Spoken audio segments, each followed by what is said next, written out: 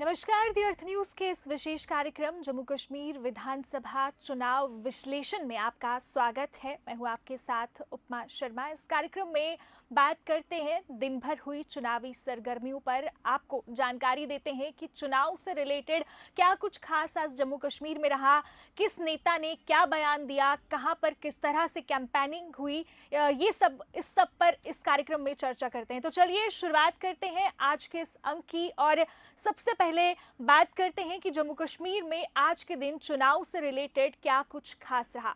तो सबसे पहले बात करते हैं इल्तिजा मुफ्ती की। इल्तिजा मुफ्ती जो महबूबा मुफ्ती की बेटी हैं और इस समय पीडीपी की कैंडिडेट हैं बिजबिहारा से, और उनके अपोजिट में वहां से बीजेपी के कद्दावर नेता सोफी यूसुफ चुनाव लड़ रहे हैं। आज एक अजीब सी घटना घटित हुई जिसमें ये देखा गया कि इल्तिजा मुफ्ती एक रोड शो कर रही थी, अपने समर्थकों के साथ जा रही थी, और तभी अचानक भाजपा के नेता सोफी यूसुफ की रैली भी उनके सामने आ गई और दोनों का contact, face to face contact जो है इस दौरान हुआ। और इस मौके पर देखा गया काफी ज्यादा भीड़ इल्तिजा मुफ्ती के साथ थी और वहीं ज्यादा भीड़ सोफी यूसुफ के साथ भी थी। दोनों भाजपा कार्यकर्ता और पीडीपी कार्यकर्ता जब आमने सामने आए तो माहौल गर्माता नजर आया और दोनों तरफ से नारेबाजी शुरू हुई। पीडीपी के नारे लगे और वहीं दूसरी तरफ भाजपा के नारे भी लगते हुए नजर आए। और वहीं जिस कार में इल्तिजा मुफ्ती बैठी थी वो कार से बाहर आई और उन्होंने अपने जो समर्थक हैं उनको वेव किया, और वैसा ही सेम जेस्चर वहां से सोफी यूसुफ ने भी दिया।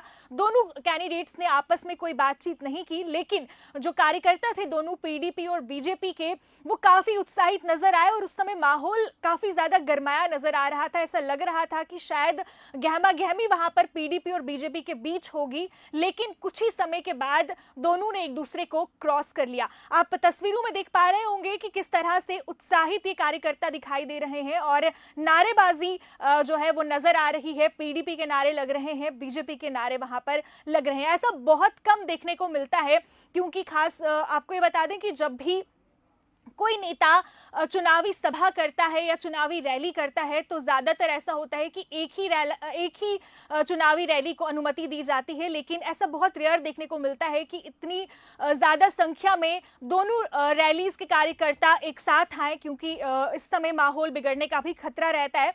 और ये आज एक इत्तेफाकन ऐसा देखने को मिला कि जिसमें पीडीपी और बीजेपी की रैली आमने सामने आई, और रैली ही नहीं, दोनों जो कंटेस्टेंट थे उनका भी फेस ऑफ वहां पर देखने को मिला। इसके बाद बात करते हैं इल्तिजा मुफ्ती की। हमने बात की, इल्तिजा मुफ्ती की बात है और महबूबा मुफ्ती की बात ना हो ऐसा नहीं हो सकता। महबूबा मुफ्ती की बात करते हैं। हालांकि महबूबा मुफ्ती चुनाव नहीं लड़ रही हैं, लेकिन इन चुनाव में महबूबा मुफ्ती की बयानबाजी चरम पर है, पीक पर है। रोज महबूबा मुफ्ती का कोई ना कोई बयान सामने आता है और इन चुनाव में एनसी और पीडीपी के बीच में जो कोल्ड वॉर है वो भी नजर आ रही है। खुलकर तो सामने नहीं आ रहे, लेकिन एक कोल्ड वॉर सी जो है वो देखने को मिल रही है एनसी और पीडीपी के बीच। और इसी सब के बीच में महबूबा मुफ्ती ने एक बार फिर एनसी पर कटाक्ष किया है और ये कहा है कि जम्मू कश्मीर में हलाल हराम चुनाव की जो राजनीति थी वो एनसी ने शुरू की थी। ये बड़ा बयान महबूबा मुफ्ती का आज सामने आया है और इन्होंने पूरा एक्सप्लेन करके इस बात को समझाया और ये कहा कि जब शेख मोहम्मद अब्दुल्ला ने यहाँ पर चुनाव लड़े थे, जब यहाँ पर चुनाव की अनुमति दी थी, उस समय एनसी के लिए चुनाव हलाल हुआ करते थे। लेकिन उसके बाद जब 1987 में जमाते इस्लामी ने चुनाव लड़ा था, तब यहां पर चुनाव की अनुमति नहीं थी और उस समय एनसी ने कहा था कि चुनाव हराम है। और अब जब दोबारा से एनसी चुनाव लड़ रही है तो अब यहां पर एनसी के लिए जो चुनाव है वो हलाल हो गए। तो उन्होंने, मुफ्ती ने यह भी कहा कि एनसी जम्मू कश्मीर को अपना साम्राज्य समझती है। काफी बड़ा बयान है ये महबूबा मुफ्ती का, क्योंकि उन्होंने चुनाव को हलाल और हराम की राजनीति पर लाया है और साथ ही ये भी कहा है कि एनसी जम्मू कश्मीर को अपना साम्राज्य समझती है। तो देखना ये होगा कि इस बयान का जवाब अब नेशनल कॉन्फ्रेंस कैसे देती है। फिलहाल इसके बाद वहीं दूसरी तरफ बात करेंगे। अब जैसे महबूबा मुफ्ती की बात हमने की तो उमर अब्दुल्ला का कोई बयान दिन में ना आया हो ऐसा भी पॉसिबल नहीं है, क्योंकि उमर अब्दुल्ला भी काफी एक्टिव रहते हैं और बयानबाजी करते हुए नजर आते हैं। तो उमर अब्दुल्ला ने भी आज एक बयान दिया है जिसमें उन्होंने दोबारा से पीएस से हटाने की बात कही है। हालांकि कांग्रेस के माफ कीजिएगा, हालांकि नेशनल कॉन्फ्रेंस के घोषणा पत्र में पहले से ही ये बात शामिल है और उस घोषणा पत्र में ये मेंशन किया गया है कि अगर नेशनल कॉन्फ्रेंस सत्ता में आती है तो वो पीएस से हटाएगी। और आज ये बात एक बार फिर से उमर अब्दुल्ला ने दोहराई है और ये कहा है कि वो जो लड़ाई लड़ रहे हैं वो जम्मू कश्मीर रियासत के साथ मिलकर लड़ रहे हैं और इसी लड़ाई का एक भाग ये भी है जो कांग्रेस के साथ गठबंधन किया गया है। कहीं ना कहीं इस गठबंधन का मकसद ये है कि बीजेपी को ज्यादा सीट्स यहाँ पर ना मिले, क्योंकि अगर बीजेपी सत्ता में आती है तो जम्मू कश्मीर के लिए अच्छा नहीं होगा। ऐसा मैं नहीं कह रही, ऐसा कहना है उमर अब्दुल्ला का। और साथ ही साथ उमर अब्दुल्ला ने ये भी कहा है कि अगर वो सत्ता में आते हैं तो पीएसए को हटा देंगे, क्योंकि जम्मू कश्मीर के नौजवानों ने काफी कुछ सहा है और बिना किसी गलती के नौजवानों को तंग किया गया, जेलों में बंद किया गया। लेकिन अगर नेशनल कॉन्फ्रेंस सत्ता में आती है, जम्मू कश्मीर में सरकार बनाती है, तो पीएसए को हटा दिया जाएगा। और साथ ही साथ उन्होंने ये भी कहा कि पिछले 5-6 सालों में जम्मू कश्मीर के लोग काफी सफर कर चुके हैं, काफी सफर जम्मू कश्मीर के लोगों ने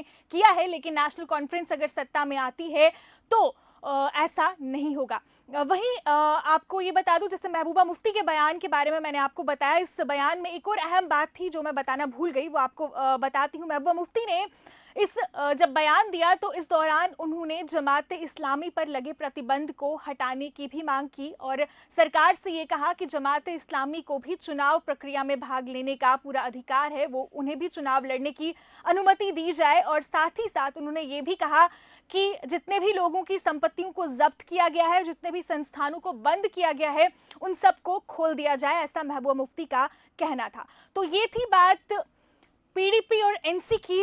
अब आ जाते हैं भाजपा पर। ये चुनाव एक तो 10 साल के बाद हो रहे हैं, धारा 370 हटने के बाद जम्मू कश्मीर में पहली बार चुनाव हो रहे हैं, लेकिन ये चुनाव घमासान से शुरू हो रहे हैं। घमासान पहले तो अलग अलग दलों में देखने को मिलता था, लेकिन ये चुनाव इसलिए भी खास है क्योंकि सीट शेयरिंग को लेकर पार्टीज में आपस में ही घमासान देखने को मिल रहा है। और इसका सबसे बड़ा उदाहरण है इस समय भाजपा पार्टी, जहां पर सीट शेयरिंग को लेकर घमासान लगातार चल रहा है।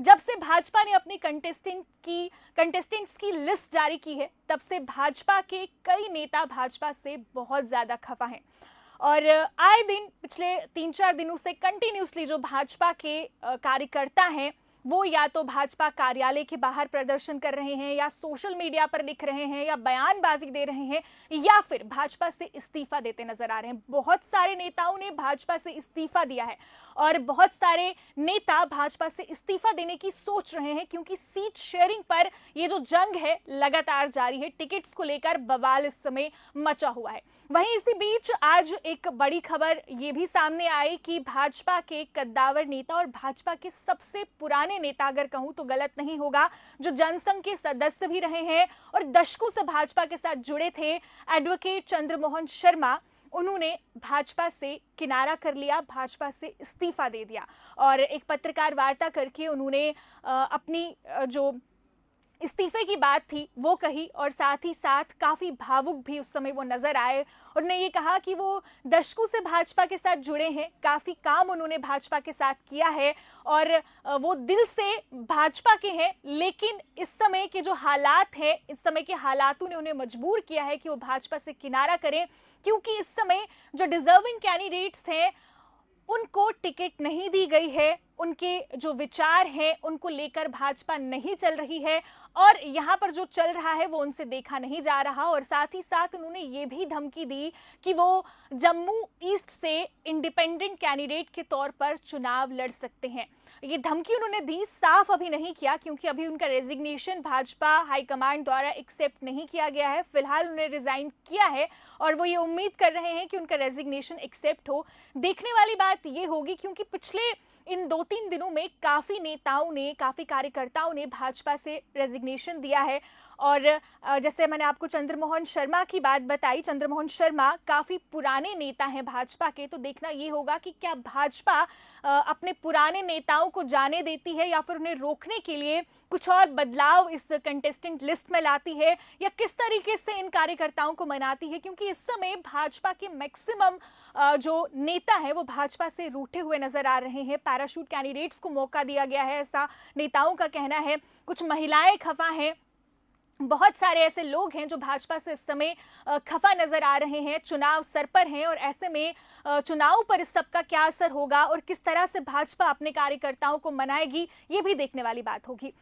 तो भाजपा की बात चल रही है और भाजपा के जो जम्मू कश्मीर चुनाव के प्रभारी हैं जी किशन रेड्डी, उनका भी एक बड़ा बयान आज सामने आया है, जिसमें उन्होंने ये कहा है कि जम्मू कश्मीर के लोगों के पास इन चुनाव में दो चॉइसेस हैं, जिसमें वो या तो टेररिज्म सेपरेटिज्म को चूज करें या फिर डेवलपमेंट और पीस को चूज करें, यानी कि शांति और विकास को चूज करें या फिर आतंकवाद और अलगावाद को चूज करें। ऐसा बयान जी किशन रेड्डी ने आज दिया और ये कहा कि धारा 370 हटने के बाद जम्मू कश्मीर में विकास हुआ है और उन्होंने कहा कि धारा 370 हटाना भाजपा का गोल था और भाजपा ने एक वादा किया था जम्मू कश्मीर के लोगों से कि यहां पर धारा 370 को हटाया जाएगा और ये वादा उन्होंने पूरा किया। तो उन्होंने कहा कि अब लोगों के पास ये चॉइस है कि क्या वो विकास को चुनते हैं या फिर वो राहुल उमर गठबंधन को चुनते हैं, जो जम्मू कश्मीर में आतंकवाद और अलगावाद फैलाने के लिए जाना जाता है। उन्होंने कहा कि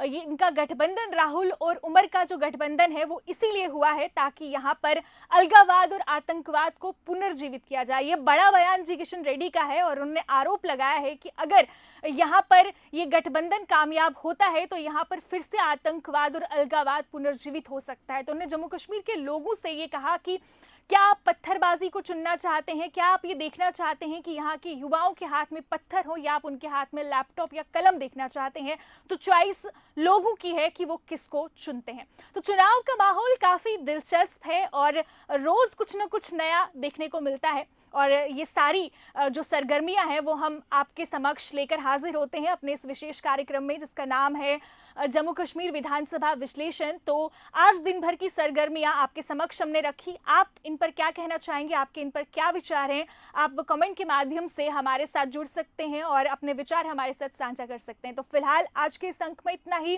कल नई चुनावी सरगर्मियां लेकर फिर होंगे हाजिर, तब तक के लिए दीजिए इजाजत। नमस्कार।